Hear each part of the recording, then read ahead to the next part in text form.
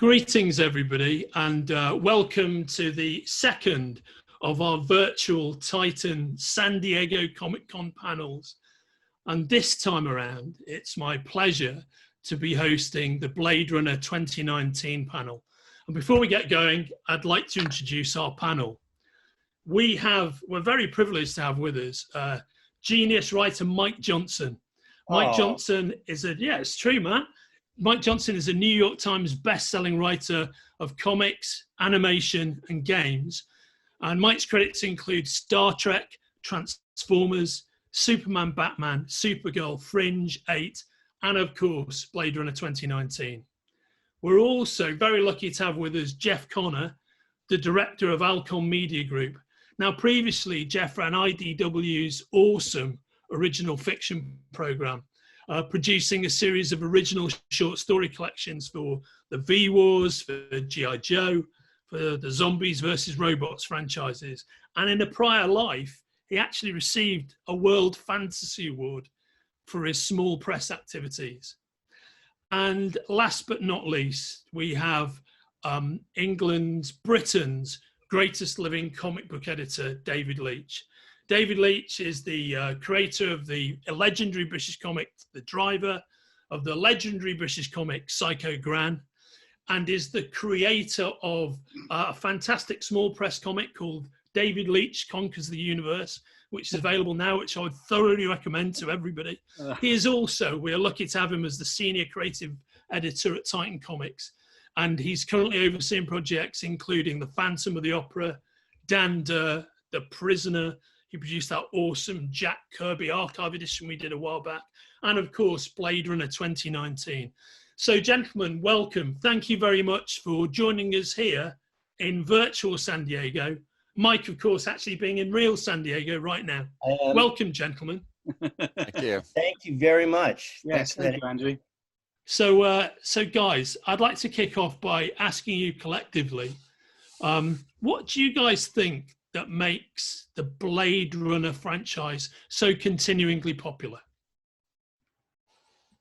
Mike should go first in that one, I reckon. Go first? I think it's the unique combination of a kind of retro noir aesthetic and really cool futurism together, because we know by now there's so many visions of the future that have appeared since Blade Runner that have been influenced and exist because of the future that Blade Runner showed.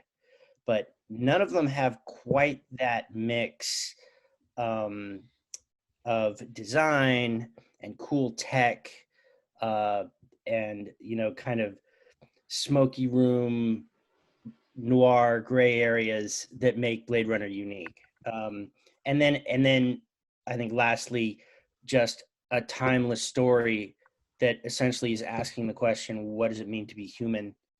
And who gets to decide who is defined as human?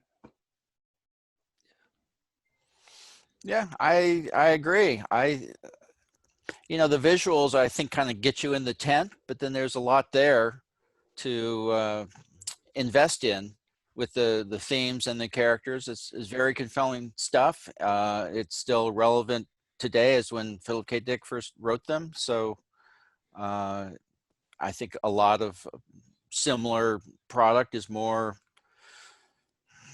surface, I guess. It's more about design or just one element, and this is the complete package, and that's why it endures. I mean, for me, I think it's the original Blade Runner movie. There's something about it. It's one of those films that it redefined an entire genre. It raised the benchmark.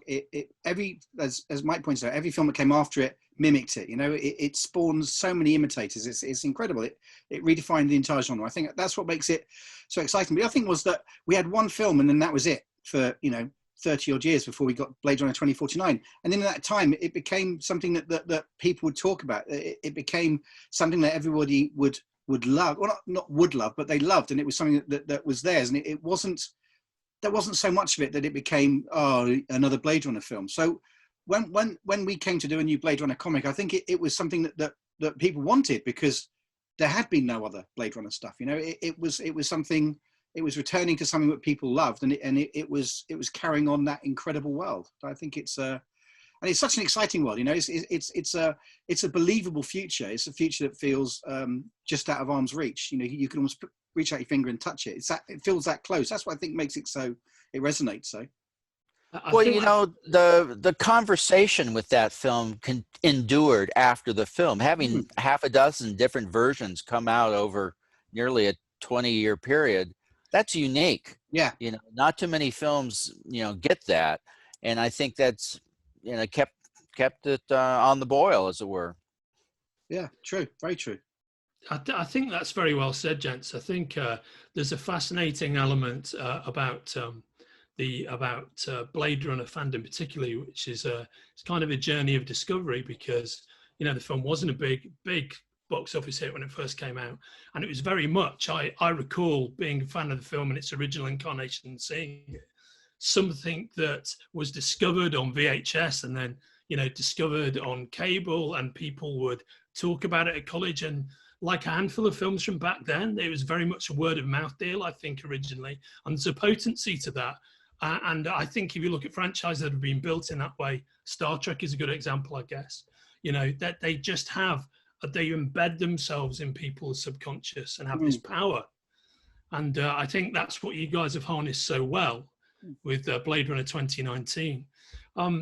What was guys, for each of you, what was your first reaction to being part of the new Blade Runner saga? Were you excited? Were you anxious? Were you concerned about living up to expectation? What was your feeling about it? Yeah, I think it was definitely a mix of all three. You kind of pinch yourself when you get the opportunity, particularly coming off Blade Runner 2049, which I just thought did such a brilliant job. The bar is so high for that movie, and it cleared it with room to spare. So, coming in and knowing that the franchise had been revitalized, that was just exciting on its own. And then, yeah, definitely the apprehension of, well, let's not screw this up, especially given that this was a high profile first Blade Runner comic since the original adaptation back in the day. First with all new stories. So it was definitely apprehensive, but the thing that made it joyful and relatively easy was that we had Michael Green shepherding the project, who wrote the screenplay for Blade Runner 2049. So not only did he have the trust of Alcon, but he just knew the language of the world, and he had very particular ideas about how we would build out the franchise, starting with the fact that we would have a female Blade Runner, and that's the beginning of how we came up with Ash as our lead character. Which is great. Please, guys, I think that's a fantastic element to it. It was I've been a OG fanboy on this film like forever. had read all the Philip K. Dick material before the film, and I had friends working on the film. I'd read scripts of the film when it was in production. I was there the first day, see it in 70 millimeter over in San Jose. So it's really been a big part of my life, since it came out, and even prior to that. So just being able to participate was it's an honor to me. I'm not saying it's intimidating, but it's like, wow, this is a dream come true. My job is more sort of just to protect the property and oversee continuity and these sort of things. I mean, it sounds like a chore, but it's really not. And it's something I've done in the past with other franchises. So I felt I was prepared to take it on with Blade Runner, and it was really, really exciting. It still and continues to be, because it keeps evolving and changing thanks to all these creative people involved.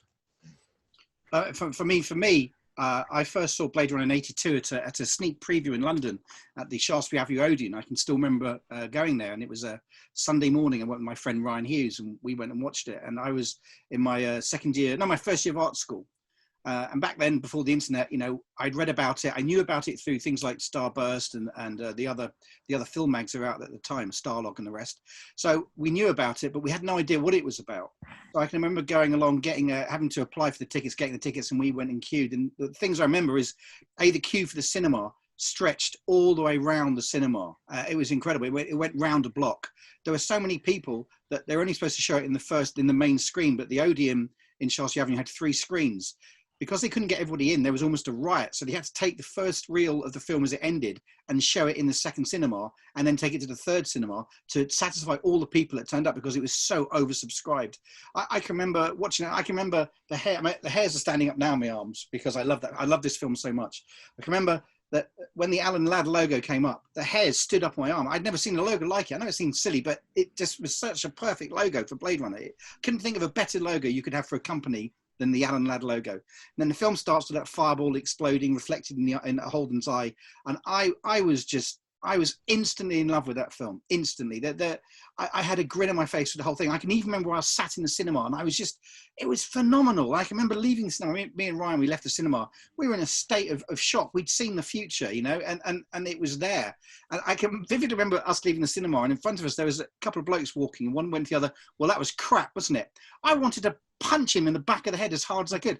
I felt like he'd insulted my religion. I felt so angry with that. So for me, this film had a profound effect on me. You know, I loved it. I saw it 5 times when it opened in its first week, going back and back to see it. And I've even have up on my shelf here, I have 2 books that I got at the time. There's the art book and there's the Sid Mead book. I've got those. I'm such a passionate fan of the film.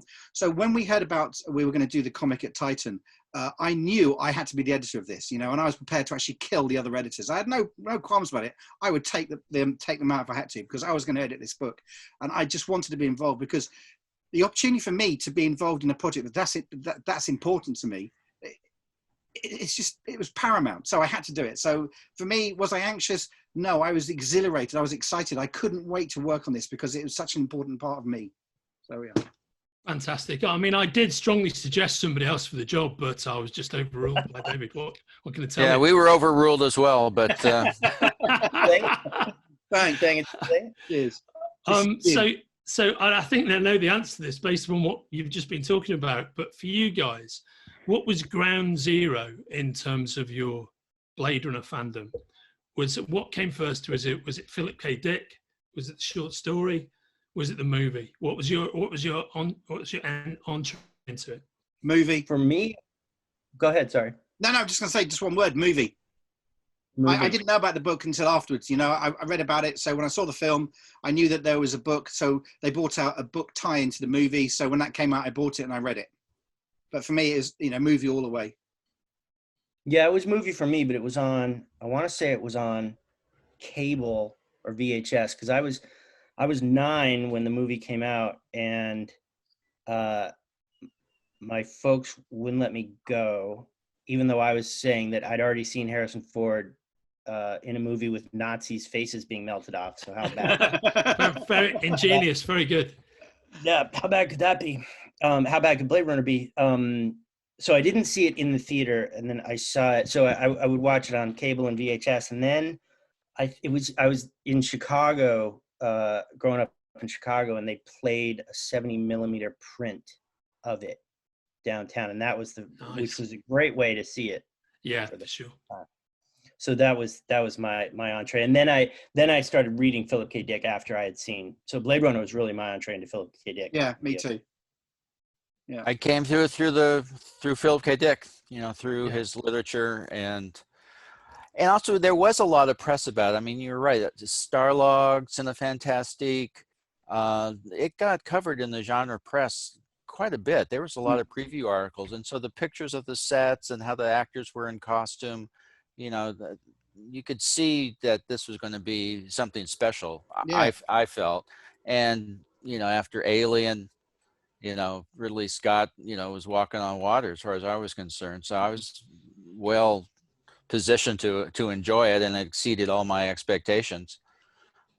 But it was also interesting to see the changes and how it was adapted, and how you could say the novel is more of an inspiration than an adaptation, really. You know, Yes, the yeah. characters' names and some of the themes. But there's a lot of stuff in the book that's not in the film. I can Not remember to- being pleased that Philip K. Dick said he liked it. I remember, even though I hadn't read the book, that, as a fan, that seemed to that made me feel happy that the author Yeah. of the original story had actually approved it, and I thought, oh, good. I was glad. Well, he hadn't seen the whole film. He saw about, I think, 20 minutes of the spinners and that kind of stuff. He didn't get into the meat of it. But no, it was good because initially he was very skeptical. So to have him come around and endorse it, yeah, it meant a lot to me as well. Mm.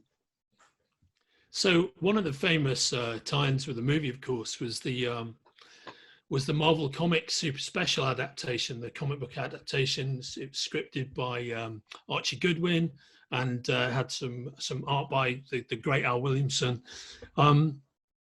With regard to moving into Blade Runner 2019, were you a fan of that tie-in? And what did you think of any of the other kind of time work that's been done with Blade Runner, and what makes Blade Runner 2019 different to what's gone before? Yeah, I love that comic, especially because I couldn't see the movie first run. I think what the biggest thing that sets our comic apart is that we're telling new stories, and Alcon's given us the green light to start building out the world, adding new characters, and that pumps new blood into the franchise. So you're not just telling the same story over again, or just following Rick Deckard on more adventures, but you're actually meeting new people, new Blade Runners, and building it out. So Alcon's been great about letting us, push the envelope as far as we can. And when we start to bump up against canon, Jeff is there to rein us in very gently. Yeah, it's been great. I like that comic a lot. Al Williamson is an EC artist. Used to work with Frazetta. He's perfect for science fiction. And the Archie Goodwin script is very, very good. I mean, I think the comic constitutes another cut of the film. There's material in the comic that is not in the film, but is based on the scripts. And I think it's a really good adaptation. And the collected graphic novel version has a Steranko cover. So I mean, that's a super group right there. Yeah. I mean, Goodwin was a genius, of course, wasn't he, big guy? Hey, who was? Goodwin was a genius. Oh God, yeah, Goodwin, yeah, yeah, Goodwin was, yeah, he was absolutely genius. But for me, I remember that the cover to issue 2 was terrific, with Deckard hanging from the beam in the rain. That's a brilliant cover, absolutely gorgeous. Marvel did a lot of film adaptations around that period. They did that huge Planet of the Apes run, and then they even adapted 2001. Oh, the Kirby adaptation. Machine Man. 10 glorious issues. Yeah, I mean, to me, personally, that Blade Runner adaptation always really sat alongside 2 other things. One was the Steranko adaptation of Outland, which is in fact much better than the film. Oh yeah, agreed. And then there's the Goodwin Simonson adaptation of Alien. which we republished a few years ago, and I think they're very much of a piece, those 3 adaptations. Agree. Get on that outline. You guys should do We absolutely should. Yeah, you're not wrong. Yeah. So yeah, maybe that's Blade Runner Alien crossover approved. Yeah, man. We're making some news on this. Yeah, we'll bring in Predator too. It'll be great. Yeah. He tags RoboCop, wherever the alien goes. That would be so absolutely sweet. Yeah, that would be. Let me ask an artistic and process question. So Mike, how did you get into comics writing? Is it something you always wanted to do? Did you always want to be a writer? Did you fall into it? No, I think like a lot of comics writers, I wanted to be a comics artist. And when I got out of college, I was putting together a portfolio and sending stuff to editors and getting feedback. And actually, I showed my portfolio at WonderCon one year, and Denny O'Neil, who just passed away, another great one all-time legend, my pages were like the worst Batman ever, and he was so patient and kind and encouraging. But But eventually I realized that I didn't quite have, I compare it to playing baseball where you're in the minors and you realize you're probably not going to get to the majors. And so I just switched gears and I went to Hollywood to just kind of see what would happen. And in the meantime, and started doing a little bit of writing there. And then my old pal, Michael Green, who I had gone to college with, separately had started writing television, and that segued into his film career. And he eventually got a gig at DC Comics, and then that was Superman, Batman. And he knew that I had drawn comics, and he had never written comics before. So he asked me to read his scripts and help him just turn it into a comic, the visual language and you know what readers expect. And then he just said, you know what, why don't you just do this with me?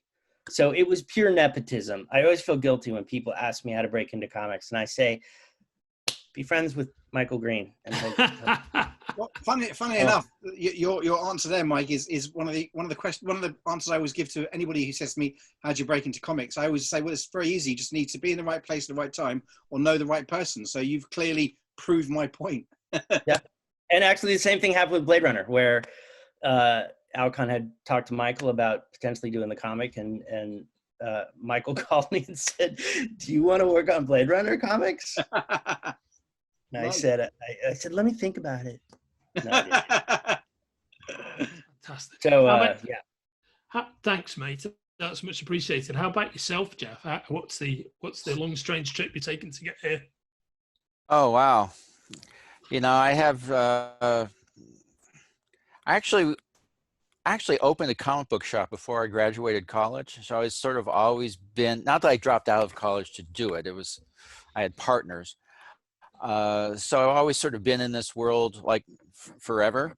And then I, like Michael, I came down to Hollywood, went to USC Film School and kind of, you know, did some internships at some of the studios and sort of just learned the producing side of the business. And so I like to think that I can kind of, you know, talk business and talk art at the same, be a translator between the two worlds and facilitate the two worlds.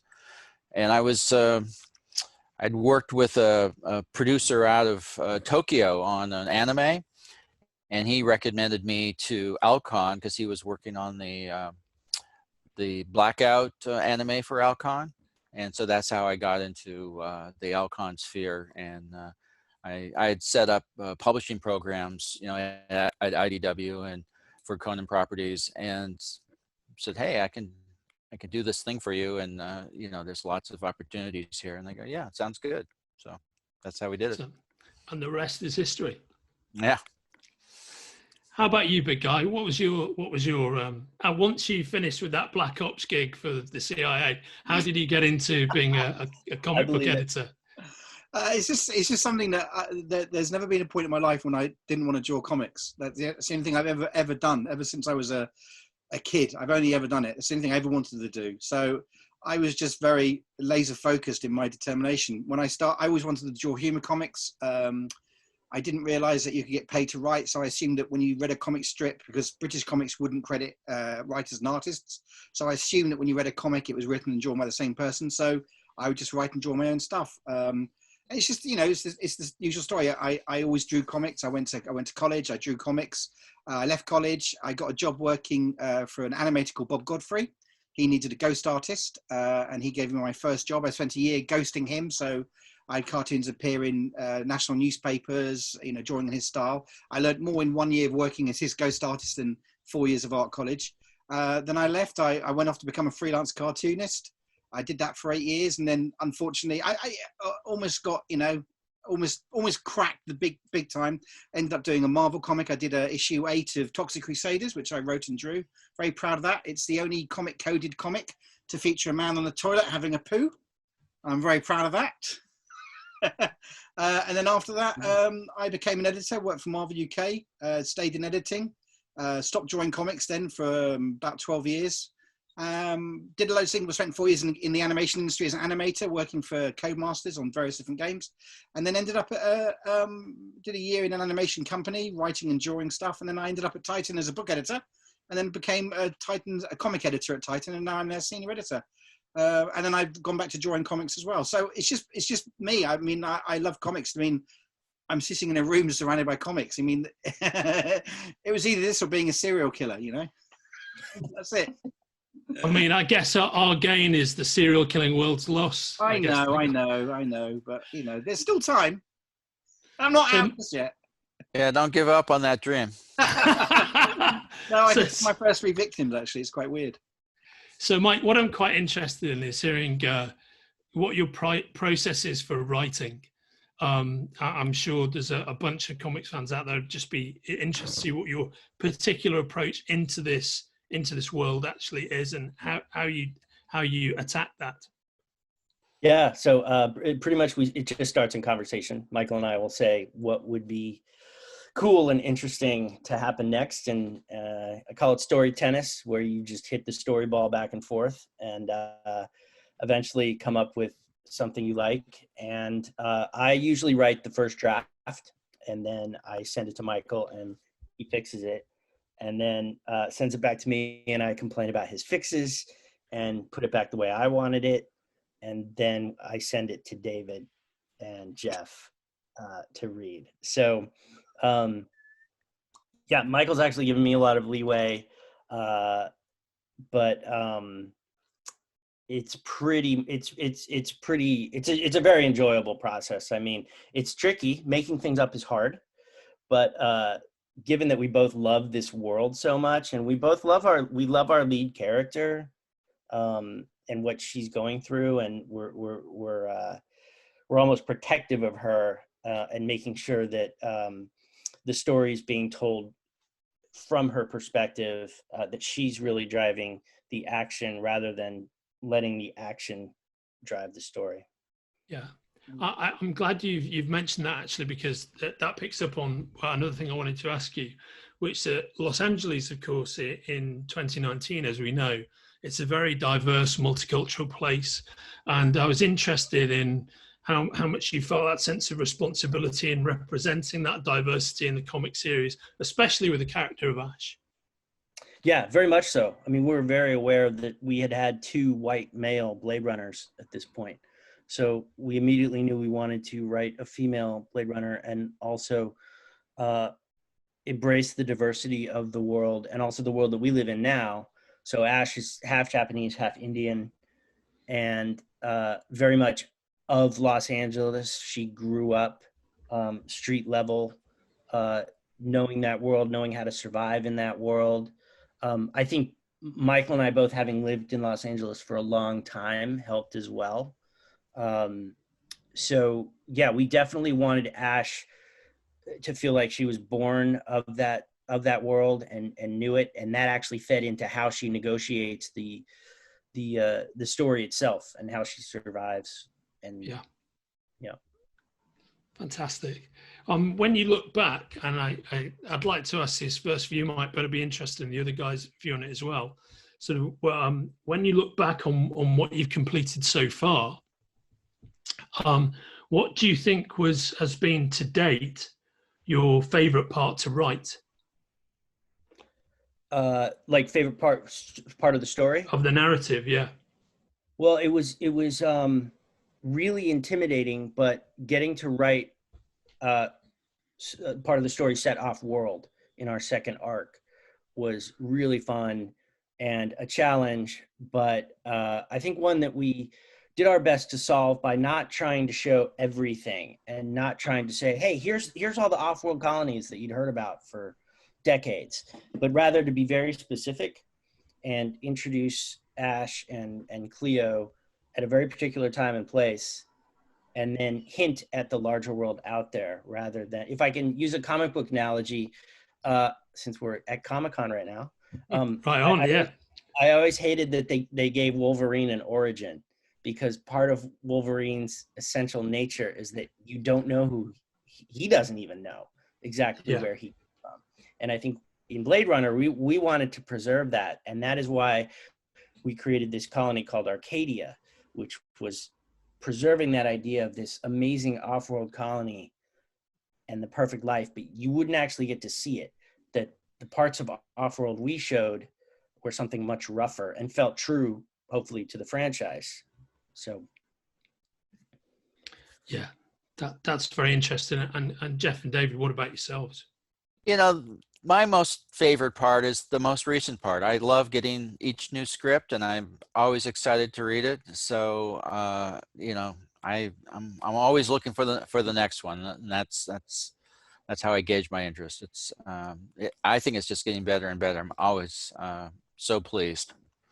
Well, actually, if I could pick up on that response, that kind of also dovetails into another question I had in my mind for you, which was how do you feel overall that this first year of new Blade Runner comics have gone? Are they as you envisioned? Have they gone to places you didn't expect? They've exceeded expectations. I mean, you know, the Andre's artwork is fantastic. You know, the fact that he can do the environment as well as the characters, you know, that's pretty unique. And the depth and dimensions of the characters and the velocity of the story, it's all great. So, you know, our kind of metrics for success wasn't dollar amounts. It was, you know, artistic achievement. And I think it's really nailed that. yeah, we have to give a shout out to Andres. Yeah. His art is the star of the book. And when you're talking about Blade Runner, the visuals are going to lead the way. And we've been so lucky to work with him as writers, to feel like you can throw anything at an artist. And not only can they do it, but they make it look even better. I mean, look at the detail in this page here, where we said it was in sort of a club on this off-world station. But just the little details here of you know, the glasses and the food, and it looks like a waiter in the background. That's all Andres essentially doing the job of a film's production designer, set dresser, costume designer.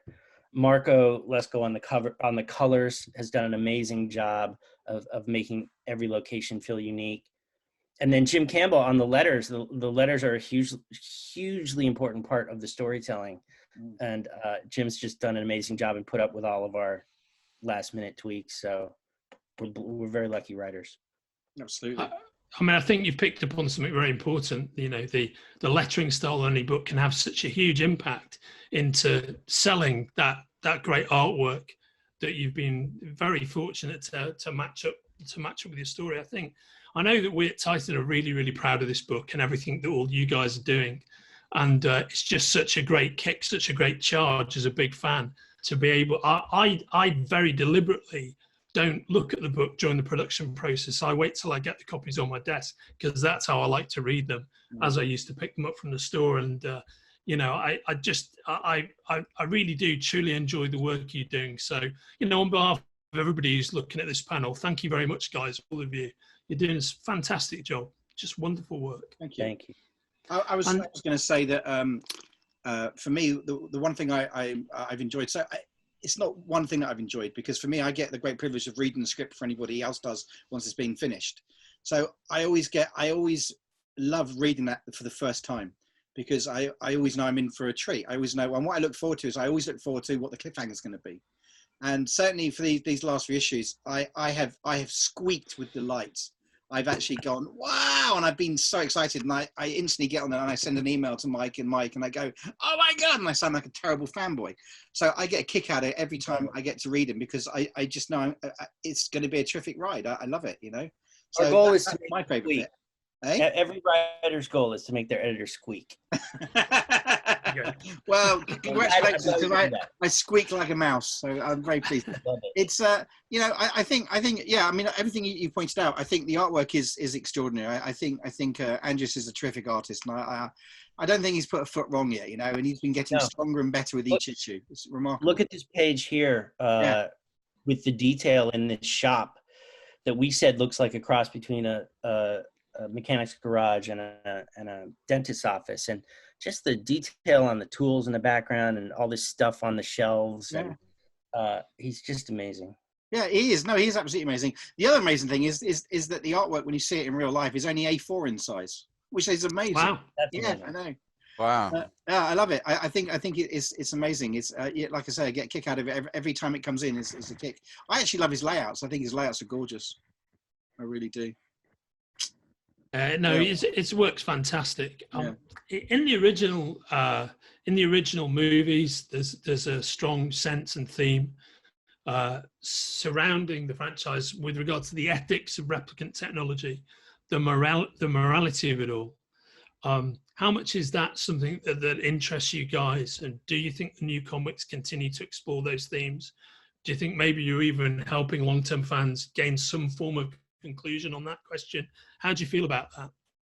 Yeah, it's central. It's central to what we're doing. And I think without spoiling too much, we're going to dive even deeper into the nature of replicants, how they were developed and created. And one of the advantages we have is we're set now between 2019 and 2049. We're exploring this uncharted territory and starting to fill in some of the cracks. So yeah, just the nature of replicants itself, that's the philosophical heart of the whole franchise and what it means to be human. Yeah, absolutely. I completely agree. I think that's the whole relationship between the replicants and the humans is fascinating. It's there's so much conversation to be had in that discussion about their relationship and what it is to be a replicant. It's a fascinating story. It's such a rich topic for discussion, and the discussion is going on for decades, really. And I think sort of now it's even more focused than it's ever been before. And the fact that there's so many nonfiction books, essay books about this topic, there's a dozen different books for the theorists to mull over that really dive deep into this kind of thing. So I think it's always there. I don't think each issue has to be about a character's existential crisis. These are crime stories and adventure stories and exciting stuff, but it does inform kind of everything about Blade Runner. I don't think you could remove it from the Blade Runner world. No, I agree. Absolutely. You got to give a shout out to our amazing cover artists and thank you, David, for rounding up such a stellar bullpen of artists on all of our issues. But the funny thing is, hopefully we get a book one day. Hopefully we get a collected art of covers of Blade Runner book. That's a nice idea. I will tell Nick, see what he says. But I mean, the funny thing about looking at this cover scroll is one of them is in fact by Ryan Hughes, who's the guy that David went to see the movie with for that first time, and who actually used to be my housemate for 3 years. So we shared a house together for 3 years. So it's all wheels within wheels, right? Yeah. Small business. It is very small. I mean, I went to school with Ryan. We share a love of comics that go back 40 years. So it's always fun to actually work with him. But I should point out, he didn't get work because he was a friend. He got work because he's a freaking good artist, Well, speaking of that, David, how do you go about corralling artists to do our covers? Very good. Do it's actually not that difficult because 9 times out of 10, you send an email to someone and say, hey, do you want to do a Blade Runner cover? And they go, oh my God! And they do it. It's actually very easy. It's just, there have been some people I haven't been able to get because they're signed to exclusive contracts, which is frustrating. But the ones who aren't exclusive, everyone's very eager to do it. There's a real, I've only had 2 rejections from artists. I'm not going to say their names who didn't want to do it, weren't interested. Everyone else, they love it. They can't wait to do it. So it's just a matter of, we go searching all over the place, it's just trying to find artists and just, thinking about what they could do that would be different, try and bring something different to the table. And true story, Jeff, when we were at, sorry, Mike, I was just going to say when we were at, this up-and-comer Need was, he's really good. Who was? That guy, yeah. He's okay. He's a bit scrappy. I think he could probably try and tighten it up a bit, a bit scrappy. Yeah. It's nice to be able to give guys like that some work so they can hone the craft. Yeah. I wonder what happened to him. What I was going to say is when we announced at Comic-Con, we were, Jeff, you might remember this because you were at the booth for some of it. We were inundated by named professionals coming to the booth saying, you've got to let us do some art. You've got to let us draw a short story. You've got to let us do a cover. It was quite unbelievable. I mean, you guys, you're just working on such a special franchise that exists in a very different space to anything else, I think. Yeah. And the only thing I've really experienced a Titan project where you have that kind of DNA, that level of excitement among professionals. Another one would be, say, the Beatles' Yellow Submarine, where you just get people filing up going, you know, Neil Adams, whoever, I'd love to do this, you know. and I think it's the stuff that people grow up on, you know, but it's elusive. It's not been, I mean, there's loads of great franchises we're involved with, but a lot of them have been in continuous publication for 40 years, and this hasn't. You know, you've really got lightning in a bottle with this. I think it's amazing. It makes it special. It definitely makes it special. Oh, for sure. Yeah. In terms of the work you're doing creatively, are there any other topical moral subjects you'd like to portray or examine in Blade Runner if you could? Or what do you think might dovetail best with the overarching sci-fi milieu? Yeah, well, I mean, I think obviously, aside from the pandemic right now, the issue right now that is in the news as we speak is the nature of policing and how you police a society best. Who has the power in that relationship between the citizenry and the police who are supposed to protect and serve them. And, you know, Blade Runner is very much a cop story. I mean, there's the line in the first movie where, you know, they say, if you're not a cop, you're little people. So I think it's unavoidable. And I think it would be irresponsible of us to ignore those themes in the book. What we have to be careful of is not suddenly letting those themes override the purpose of the book, which is to tell a great story set in this world with a compelling character and a compelling plot. So it is a dance, but it's something we talk about a lot. It's always there. Yeah. So, and it can't help but be on our minds as we continue the book over the next year and hopefully more. Yeah. I mean, I think furthering on from that, with each comic strip only being 22 pages long, you know, sometimes we all know, sometimes more introspective scenes and character moments can be lost in service of progressing the story. Mike, are there any scenes that you thought of during the script development and drafting stages that you wish could have made it into the final product, but you just weren't able to get in there? That is a great question. I would have to think, but I think, you know, even though I said we wanted to keep the off-world colonies still have a bit of mystery and everything, there's still part of me that's like, I still want to go out and see more of them. Not to say we won't at some point, but it is potentially such a big world. Yeah, so that's something like other colonies. Yeah, awesome. I can see that. So gentlemen, we've reached that moment that we've all experienced if we've been on a panel at San Diego, where the invigilator at the back of the room holds up a sign saying 2 minutes to go. So this is our virtual 2 minutes to go. So I kind of want to surf out of this very interesting conversation on a question for you all. So I'll ask the question and I'll give you my answer before we get into your answers. From the original movie, what's the scene or image that for you has stuck with you the most over the years and to you defines what Blade Runner is in your mind? And I'll tell you what mine is. It's the scene with Harrison Ford and with Sean, where he's drinking the glass of vodka or liqueur or whatever it is, and the blood from his nose trickles into the glass. I've always loved that shot. Yeah, and every time somebody says Blade Runner, it's the first thing I think of. How about you guys? My one is oddly enough, it's Holden's interrogation of Leon, because it's probably the first scene's dialogue that I memorized verbatim, you know. So I'm not going to do it now, but I know all the lines of it, you know. And I remember that, and I also remember discovering with great excitement that the special effects team had discussed the idea that when the blast is fired, they fired mini black holes. And if you actually pause the video, you could see where they try this technique on the actual negative itself. And it's true that if you stop the VHS or the DVD, you can actually see a black bolt that's being fired. So that's my favorite scene. Interesting. Wow. Mike? You know, for me, it's actually not an image; it's the music. It's the music. Yeah, that yeah. Right Great away. choice. Yeah.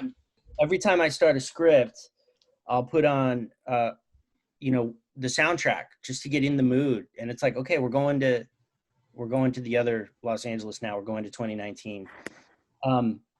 And actually, at the start of the 2049 soundtrack, you get that big thump that, and then the synth comes in, and that's always like the sign that it's yeah, you're in that world. So Fantastic. And finally yourself, Jeff. To me, it's the very opening. You know, it's the hellscape fly-in towards the pyramid. You know, with the music and the sound effects, and it's like, man, this is the best. You know, I'm really in for a great ride, and you know, it just solidifies what the world it was all about. And I have to say, you know, they did a screening at Grauman's Chinese before the opening in 2049 of the original Blade Runner in 70, you know, pristine digital IMAX laser thing. And I went to that screening, and it was like a rock concert. You know, people were so giddy. You know, it was like waiting for their favorite band to come on. It was quite something. I did.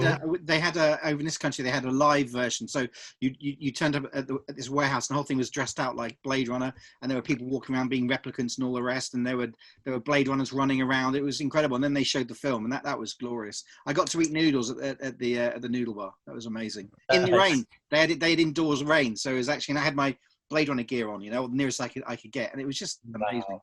Yeah. So gentlemen, thank you very much for your time. Thank you very much for sharing with us the inner workings of Blade Runner 2019. I can't wait to see what you guys come up with next. It's a truly exciting project, and you guys are just kicking it, just delivering great work. Thank you so much. You have been watching, the team you've been watching, Mike Johnson, Jeff Connor, David Leach. We are Titan Entertainment. This is San Diego 2020. Have a great day, everybody, and thank you very much. All right, thank you. Cheerio. Thank you. Thank you.